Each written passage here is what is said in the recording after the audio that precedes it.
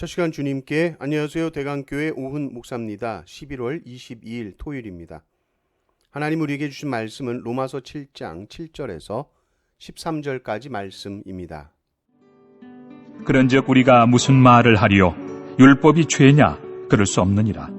율법으로 말미암지 않고는 내가 죄를 알지 못하였으니 곧 율법이 탐내지 말라 하지 아니하였더라면 내가 탐심을 알지 못하였으리라. 그러나 죄가 기회를 타서 계명으로 말미암아 내 속에서 온갖 탐심을 이루었나니 이는 율법이 없으면 죄가 죽은 것임이라. 전에 율법을 깨닫지 못했을 때에는 내가 살았더니 계명이 이름에 죄는 살아나고 나는 죽었도다. 생명에 이르게 할 그 계명이 내게 대하여 도리어 사망에 이르게 하는 것이 되었도다. 죄가 기회를 타서 계명으로 말미암아 나를 속이고 그것으로 나를 죽였는지라. 이로 보건대 율법은 거룩하고 계명도 거룩하고 의로우며 선하도다. 그런즉 선한 것이 내게 사망이 되었느냐?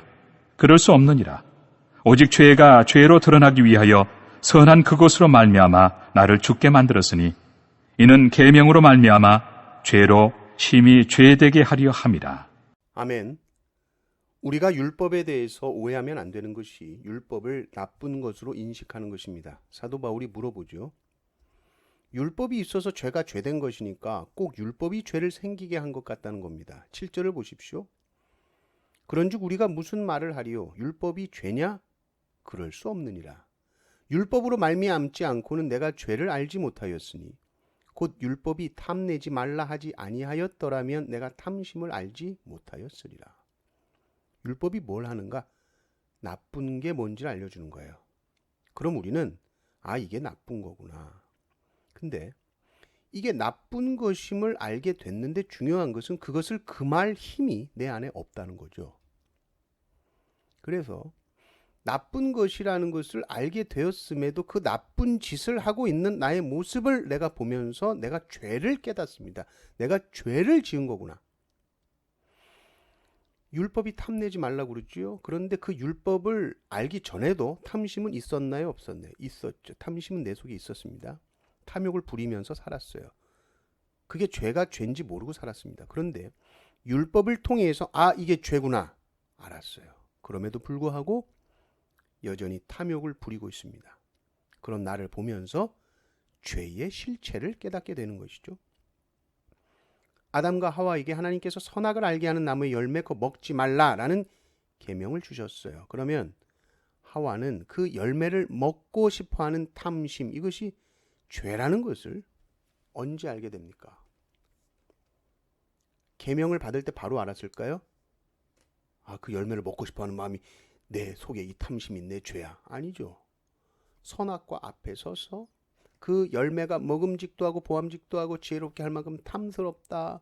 그러고 서 있을 때 그때까지도 죄인지 몰랐을 거예요. 우리 생각에는 율법이 하지 마 그랬으면, 하나님이 하지 마 그랬으면 아이고 안 해야지, 안 할 것 같잖아요. 근데 율법이 그것을 못한다는 거예요. 결국 율법이 하는 것은 하와의 마음속에서 탐심을 불러일으키고 죄를 지을 기회를 제공해줘서 결국 그 죄를 짓게 만들고 그제서야 죄를 깨닫습니다. 이게 중요하죠. 열심히 율법을 가르치면 율법이라는 것이 인간으로 하여금 죄 짓기 전에 죄를 깨닫게 해서 범죄하지 않게 할 거야 라고 생각을 하지만 그것이 율법의 기능이 아닌가? 그러나 성경은 그렇게 말하지 않는다는 거예요. 8절을 또 보십시오. 그러나 죄가 기회를 타서 계명으로 말미암아 내 속에서 온갖 탐심을 이루었나니 이는 율법이 없으면 죄가 죽은 것임이라. 율법이 선포될 때 죄가 뭘 하느냐? 죄라는 놈은 율법을 자신이 활동할 기회로 삼는다는 거예요. 어떻게 해요? 율법이 금한 것을 아주 매력적인 대상으로 바꿔버리는 거예요. 그러니까 죄가 내 속에서 야, 이거 나쁜 건지 알았지? 이거 나쁜 거다. 근데 어쩌냐? 이거 하면 되게 행복할 텐데. 어쩌냐? 그래 기쁠 텐데. 죄가 부추겨요. 계속 속삭여요. 그 죄를 유발시키게 해요. 죄를 그리고는 짓습니다. 율법이 금지했는데 죄가 우리 안에 탐심을 증폭시켜서 죄의 실체를 정말 확 드러내 버린다는 것이죠. 9절에서 11절을 한번 가만히 읽어 보십시오. 전에 율법을 깨닫지 못할 때에는 내가 살았더니 계명이 이름에 죄는 살아나고 나는 죽었도다. 생명에 이르게 할 그 계명이 내게 대하여 도리어 사망에 이르게 하는 것이 되었도다.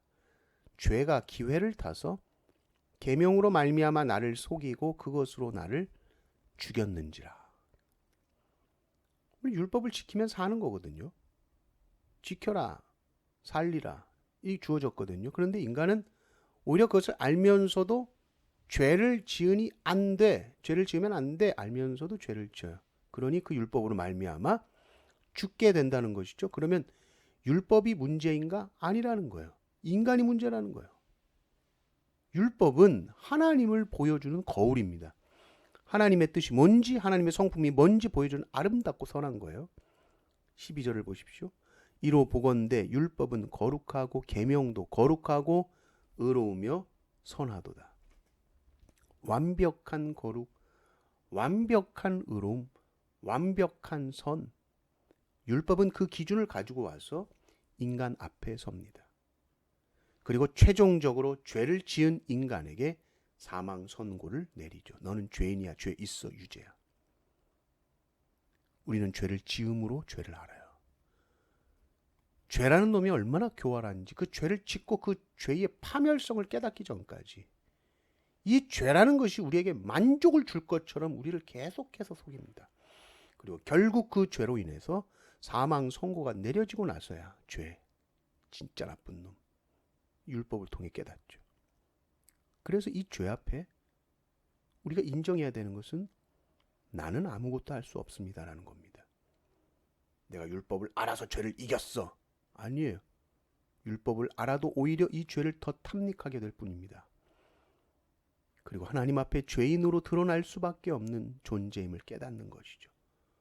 율법 앞에 우리는 결국 두 손 두 발 다 들게 됩니다. 율법 앞에서 아무것도 할 수 없는 우리의 무능함을 깨닫죠. 그걸 참으로 깨달은 인생은 이제 그리스도를 향해 나아갑니다.